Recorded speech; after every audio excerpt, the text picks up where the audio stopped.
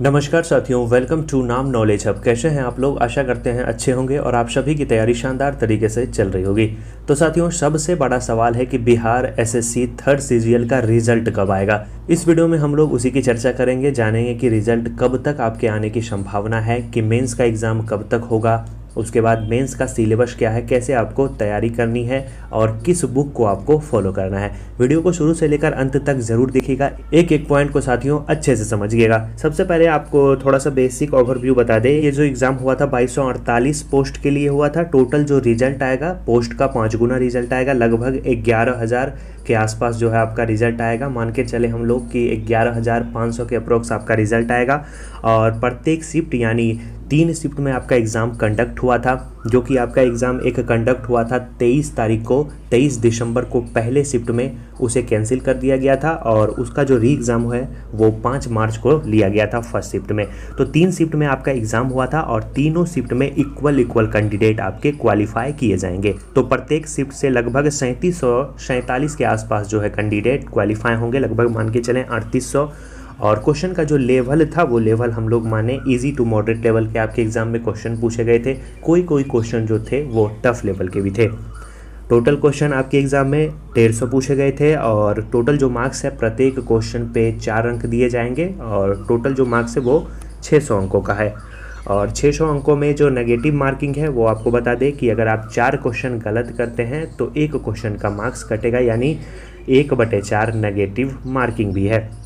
बात करें कटअप, अगर साथियों आप किसी भी कैटेगरी से बिलोंग करते हैं, 110 के आसपास अगर आपका आ रहा है तो आप मेंस की तैयारी में लग जाए और आप लग भी गए होंगे।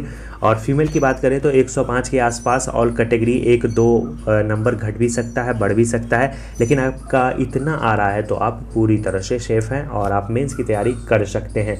मेंस की तैयारी में बहुत लोग लग गए हैं, अगर आप अभी तक नहीं लगे हैं तो ज़रूर लग जाइए, क्योंकि रिज़ल्ट जो है जल्द से जल्द आने वाला है।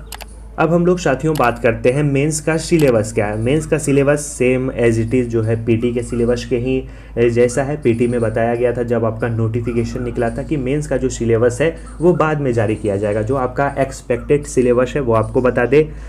3 पार्ट में आपका एग्जाम होगा, जिसमें पहले पार्ट में 50 क्वेश्चन जीके के रहेंगे, सिर्फ और सिर्फ जीके के क्वेश्चन रहेंगे, जिसमें history, geography, polity, economics, current affair और स्टैटिक्स जीके के क्वेश्चन देखने को मिलेंगे।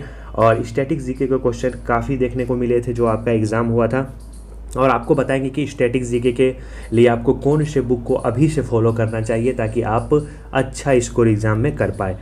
और इसका जो सिलेबस है इसमें साथियों समसामयिकी यानी करेंट अफेयर से क्वेश्चन पूछा गया था, वैज्ञानिक प्रगति से क्वेश्चन पूछा गया था, राष्ट्रीय अंतर्राष्ट्रीय पुरस्कार से आपके एग्जाम में क्वेश्चन पूछा गया था, भारतीय भाषाओं से क्वेश्चन पूछा गया था। जैसे पूछा गया था कि सिंधी को कब जोड़ा गया था, किस संविधान संशोधन के तहत सिंधी भाषा को जोड़ा गया था। तो ये सब क्वेश्चन आपके एग्जाम में पूछे गए हैं।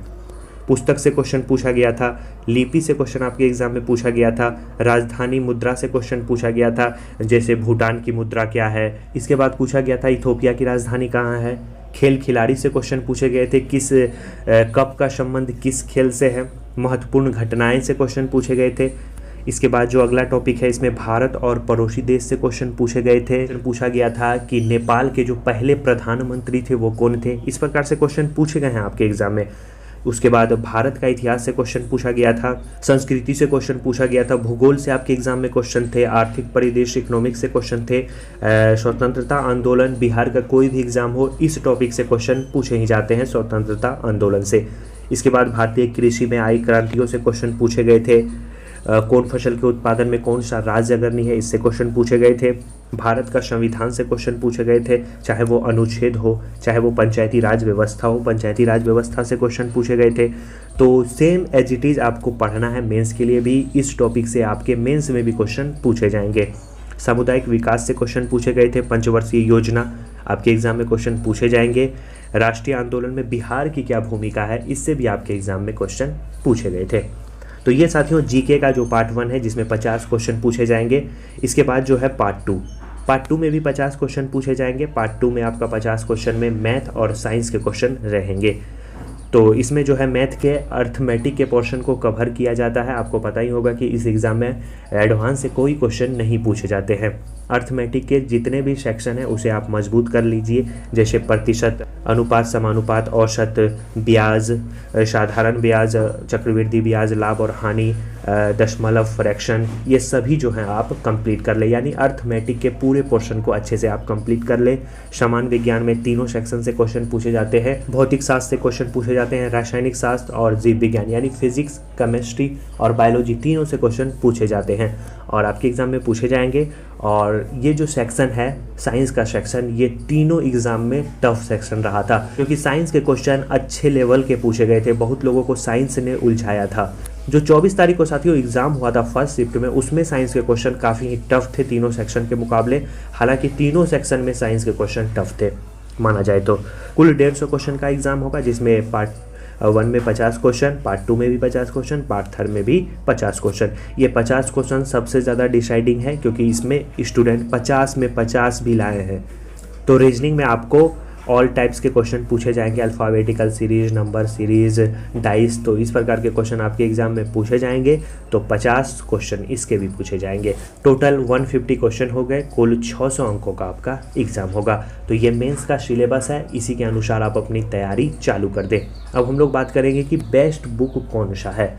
तो बेस्ट बुक की अगर हम लोग बात करें तो बेस्ट बुक आप देखें तो जीके के लिए आप ल्यूसेंट जीके को ले लें और ल्यूसेंट ऑब्जेक्टिव के बुक को ले लें।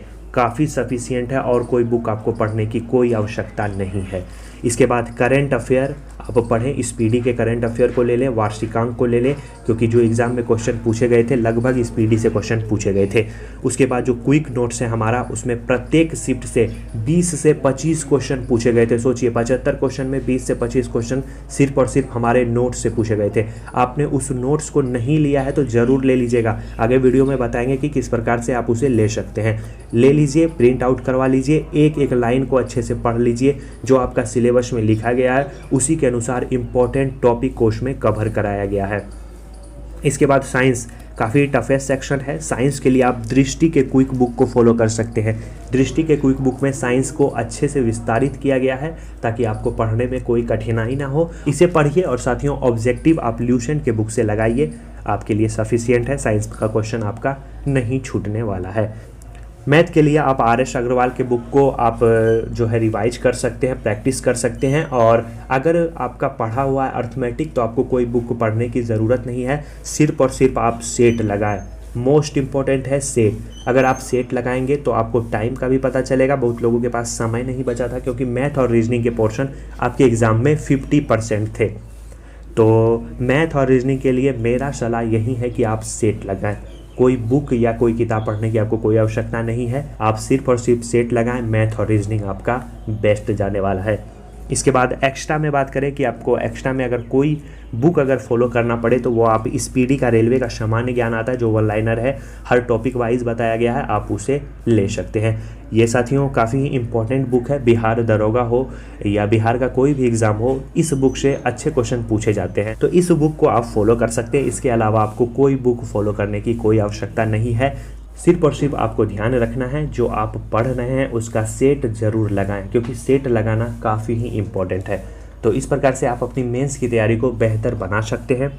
बात करें हम लोग नोट्स की, तो नोट्स आप लेना चाहते हैं तो नोट्स आप ले सकते हैं। आपके डिस्प्ले पे अभी शो हो रहा होगा, ये नोट्स है साथियों। इस नोट्स को लेकर आप जो है मेंस की तैयारी शुरू कर सकते हैं और आशा है कि 20 से 22 क्वेश्चन मेंस के भी एग्जाम में इस नोट्स से पूछे जाएंगे। काफ़ी सारे लोगों ने इस नोट्स को लिया है और काफ़ी अच्छा रिस्पॉन्स रहा था पीटी एग्ज़ाम में, तो मेंस में भी इसका रिस्पॉन्स काफ़ी अच्छा रहने वाला है। अगर आपने प्रीलिम्स एग्ज़ाम में इस नोट्स को नहीं लिया है तो मेंस में इसे ज़रूर ले लें और अपनी तैयारी शुरू कर दें। इसके साथ साथ जो आपको बुक पता है उसे आप फॉलो करें। इस बुक को लेने के लिए आपको सिर्फ और सिर्फ मात्र जो है 55 रुपीज़ का पेमेंट करना होगा हिंदी माध्यम के लिए। हिंदी माध्यम में ये उपलब्ध है। इंग्लिश माध्यम के लिए आप हमें मैसेज कर दीजिएगा, आपको बता दिया जाएगा।